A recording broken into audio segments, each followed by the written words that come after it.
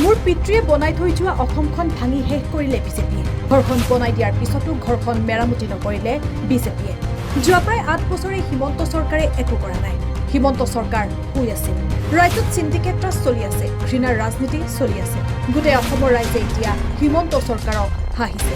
হিমন্ত চৰকাৰৰ বিৰুদ্ধে সৰব হ'ল কংগ্ৰেছ সাংসদ গৌৰৱ গগৈ।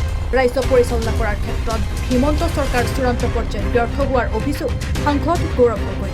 চৰকাৰে কেৱল ডাঙৰ ডাঙৰ ঠিকাদাৰ পুঁজিপতিকে সন্তুষ্ট কৰা বুলি মন্তব্য গৌৰৱ গগৈ। এতিয়া সকলোৱে অসমৰ ৰাইজে তেওঁলোকৰ ওপৰত হাঁহিছে। অসমৰ ৰাইজে তেওঁলোকৰ ওপৰত হাঁহিছে আৰু এই ধৰণৰ কথা শুনিলে কেতিয়াবা মোৰো হাঁহি ওলায় যে পূৰ্বৰ চৰকাৰৰ নিৰ্মাণৰ কামৰ কি মেৰামতি কি বৰ্তমান চৰকাৰৰ নহয় নেকি? বৰ্তমান চৰকাৰৰ মেৰামতি নহয় নেকি? আমি ঘৰখন বনালোঁ, উত্তৰাধিকাৰ হিচাপে তেওঁলোকৰ এতিয়া কাম হৈছে মেৰামতি। গোটেইখিনি কামটো আমি কৰিলোৱেই, এতিয়া খালি মেৰামতিহে কৰিব লাগে। মেৰামতিটো কৰিব নোৱাৰিলে, ঘৰখন আমি বনাই দিছোঁ, এতিয়া তেওঁলোকে ধৰি ৰাখিব পৰা নাই।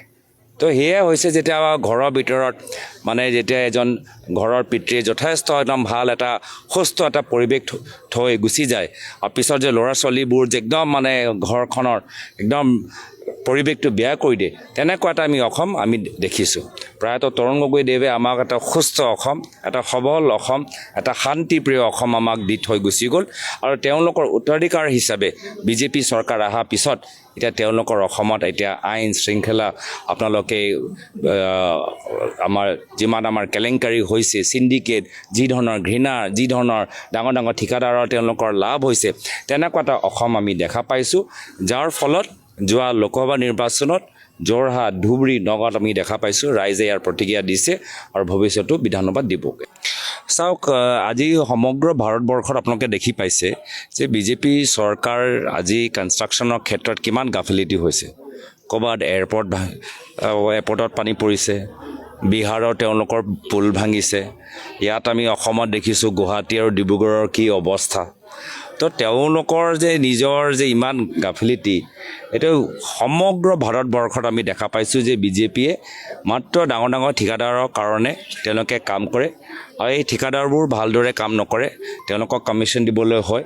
তো সেইকাৰণে কামখিনি তেওঁলোকে শুদ্ধ নকৰে আৰু য'ত য'ত আজি আমি বিজেপিয়ে ডাঙৰ ডাঙৰ নিৰ্মাণৰ কাম লৈছে হাতত, তাত প্ৰত্যেক ঠাইত কিবা সমস্যা। আজি অযোধ্যা মন্দিৰত আজি পানী তাত লিক হৈ আছে, আজি পাৰ্লিমেণ্টৰ তলত আজি তাতো পানী জমা হৈছে। ইয়াতো আমি দেখিছোঁ স্মাৰ্ট চিটি, আজি গুৱাহাটী স্মাৰ্ট চিটি আমি দেখা পাইছোঁ নেকি? স্মাৰ্ট চিটি প্ৰমাণ আমি ডিব্ৰুগড়ত দেখা পাইছোঁ নেকি?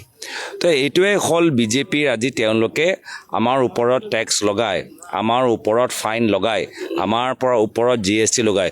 গোটেই পইচাটো কেনেদৰে তেওঁলোকে নষ্ট কৰিছে, কিছু ব্যৱসায়ীসকলক, কিছু ডাঙৰ ঠিকাদাৰক তেওঁলোকে সহায় কৰি তেওঁলোকৰ দলৰ তেওঁলোকৰ যে নিৰ্বাচনৰ সময়ত যে পইচা লাগে, সেই পইচা যোগান এটা আঁচনি হৈ গৈছে।